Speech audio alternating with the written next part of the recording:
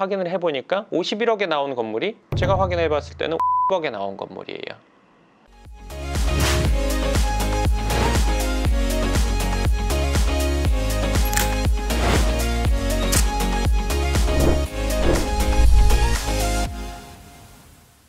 반갑습니다. 연금처럼 월세 받게 해주는 연금형 부동산 연구소 황소장입니다. 오늘은 지금 방금 상담이 끝났는데요.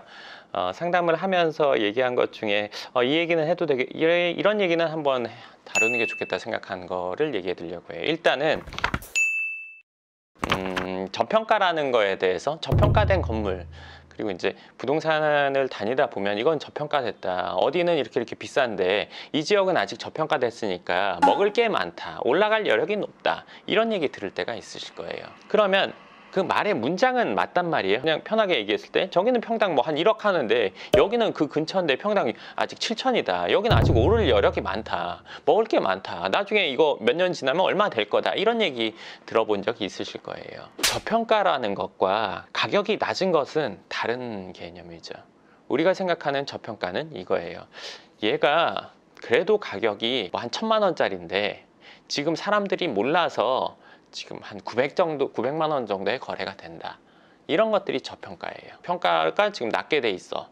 그러니까 지금 이거 900 사면 뭐 금방 1,000만 원이 될 거야, 이런 것들이 저평가죠. 근데 여기가 1,000만 원이고 여기가 700만 원이다 그러면 여기가 700만 원인 거는 저평가가 아니라 그냥 가격이 낮은 거예요.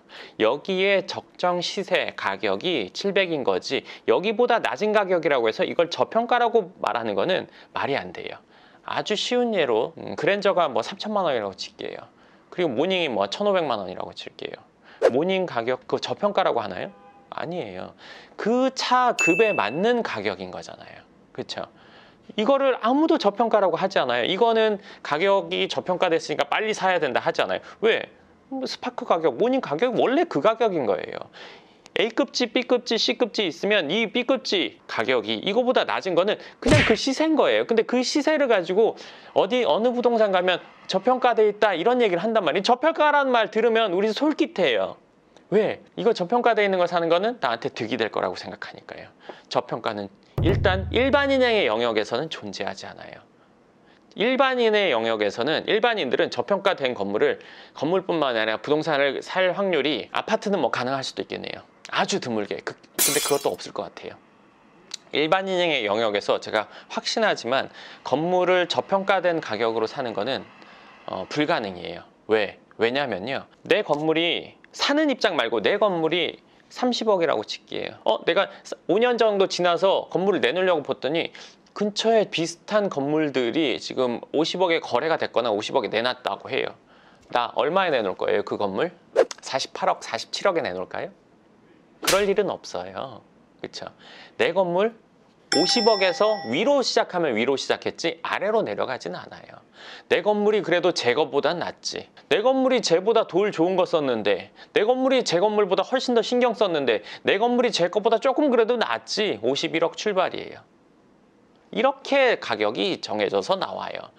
예를 들어서 건물 주인들이 어떤 요건이 있으니까 그 요건에 내 거는 뭐뭐뭐에 해당되니까 내 거는 52억 2천, 뭐 48억 2천 이렇게 내놓는 게 맞구나. 절대요. 건물 가격은 건물 주인 마음이에요. 예를 들어서 정말 팔방미인의 건물이라고 칠게요. 50억에 나왔어요. 내 거는 누가 봐도 그거보다 좀 떨어진다고 보더라도 나는 그렇게 생각하지 않아요. 내 자식인데요. 내 자식, 건물은 내 자식이나 마찬가지란 말이에요. 그러면 저게 아무리 모든 요건 다 갖추고 있어도 내가 요건이 떨어져도 나도 50억에 내놔요. 51억 아니면 다행이에요. 그렇기 때문에 일반인의 영역에서는 저평가된 건물을 보는 일도 없어요. 보기 힘들어요. 제가 일반인의 영역에서 할 수 없다고 했는데 아주 전문가의 영역에서는 저평가된 것들을 사는 경우도 있어요. 저도 종종 있고요. 왜? 어떤 건물이 얼마에 나왔어요. 그러면 듣자마자 정말 오래 걸려야 다음 날까지 그 건물에 대한 평가가 끝나고 계약이 돼야 돼요. 쉽게 말하면 건물 주인이 자기가 내놓은 게 실수인 거를 모르고 내놨다가 계약까지 되고 나서 그 이후에 아이고 너무 싸게 팔았어. 이게 저평가예요. 그래서 계약 깨자고 연락이 와요. 전 그런 경우가 몇 번 있었거든요. 그럼 계약 깨자고 하면 당연히 지금은 계약 깨려면 계약금 배액 배상이잖아요. 그러니까 저기선 배액 배상하면은 그러면 오히려 손해 나거나 곤란하니까 그냥 계약이 진행되는 경우들이 저평가된 건물을 사게 되면 일어나는 일이에요. 근데 일반인의 영역에서는 건물 가격을 듣고 하루 이틀 안에 판단이 안 서요. 저희는 당일에 판단이 쓴단 말이에요. 그래서 다음날 계약하거나 뭐 다다음날 계약하거나 이런 상황이 벌어진단 말이에요. 그랬을 때 저평가라는 게 있을 수가 있는 거지, 그렇지 않고는 저평가라는 건물을 보기 어려워요. 일반인들은 만에 하나 듣는다고 하더라도 당일이나 그 다음날 결정이 안 되거든요. 왜? 정확한 기준이 없기 때문에 그런 선택을 할 수가 없죠. 불가능한 영역이라고 보시는 게 맞을 것 같아요. 그리고 오늘 상담하면서 상담 오신 분이 여러 부동산에서 받은 물건들을 저한테 보여줬어요. 그리고 보고 저도 이제 확인을 해본단 말이죠. 여러 채널을 통해서 저도 제가 알고 있는 곳들이 있을 거고, 그럼 확인을 해봐요. 그럼 확인을 해보니까 재밌는 게 뭐냐면 51억에 그분이 물건을 받았어요. 그리고 보증금 얼마, 월세 얼마 이렇게 받아왔단 말이에요. 근데 제가 확인을 해보니까 51억에 나온 건물이 제가 확인해 봤을 때는 50억에 나온 건물이에요. 그리고 보증금도 이거보다 낮고요. 월세도 이거보다 낮아요. 이게 도대체 뭐죠? 그 물건을 보내준 부동산은 큰 중개법인이었어요. 근데 물건 가격도 높였고 보증금도 높였고 월세도 높였어요. 월세나 보증금을 높였기 때문에 건물 가격을 더 높여서 브리핑을 한 거겠죠. 근데 일반인들이 봤을 때는 이 상황 보고 이 금액에서 깎아보려고 생각할 수도 있을 거예요. 그러면 50억짜리 51억 된 거 가지고 5천 깎아서 50억 5천에 살 수는 있겠죠. 근데 원래 50억이었는데 그런 일들이 비일비재하게 일어나죠. 제가 아까 유튜브 웃긴 거 이런 거 보다가 이분 통해서 오시면 싸게 해드립니다 이랬더니만 가격 높여놓고 할인해주면 되죠, 이런 얘기를 하더라고요. 그러니까 택 가격 원래는 이거 5만 원에 파는 거를 6만 원 해놓고 제가 1만 원 할인해드리겠습니다, 이런 거나 똑같잖아요. 근데 이거는 어떻게 보면 그 원래 가격으로도 안 되고 보증금이랑 월세 작업을 해놓은 거거든요. 보증금이랑 월세 작업해놓고 예를 들어서 더 매매가 높이고 그거에 대한 대가로 중개 수수료를 더 달라 이런 예를 들어서 챙겨주게 되는 그런 상황일 거거든요. 근데 그거를 보통 사람의 시각에서는 판단하기 어렵거든요. 왜냐면 여기서 이렇다고 하니까 그게 맞나 보다, 내지는 여기서 좀 깎아야겠다. 근데 그 안에서 이미 그런 상황이 벌어진 거를 모르고 있기 때문에 그럴 수 있거든요. 그리고 또 내가 정확한 기준이 없기 때문에 건물 거래라는 거를, 건물을 사는 행위를 평생에 한 번 하지도 못하는 사람이 대부분이고, 이제 건물 사려고 하는 분들이라도 아직 경험이 없고 많이 사고 팔아봤다고 해도 5번이에요. 그것도 많은 경우. 저 같은 경우는 지금 이미 벌써 수십 번이 넘는데요. 그러니까 정확한 기준을 알고 있지 못하기 때문에 그거를 보더라도 이게 맞는지 틀리는지 알 수 없는 상황이 오는 거죠. 근데 오늘 그 상황을 보고서는 좀 이거는 좀 너무하지 않나? 이런 생각을 좀 하게 됐어요.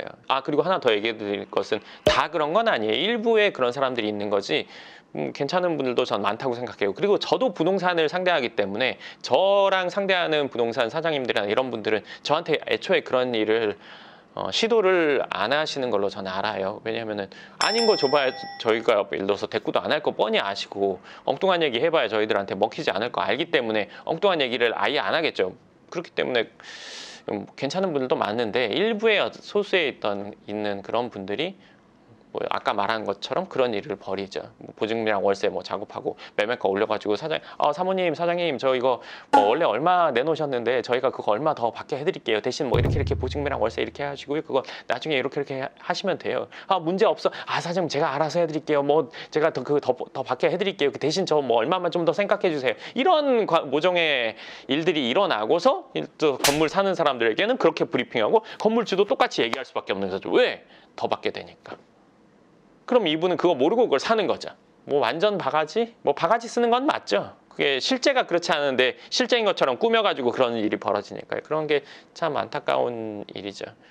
정상적으로 거래가 이루어져야 되는데 부동산들에서도 한번 거래하면서 많은 이익을 얻기 위해서 그런 일, 그리고 건물주도 그런 것들에 동의를 하니까 이러한 상황이 일어나는데, 이런 일을 내가 겪지 않기 위해서는 확실한 기준이나 이런 게 있어야 되는 부분이라고 생각을 합니다.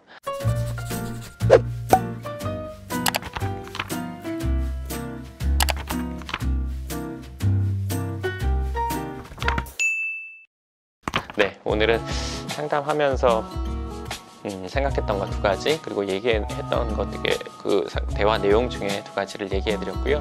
다음 영상에서 또 다른 이야기로 찾아뵙겠습니다. 네.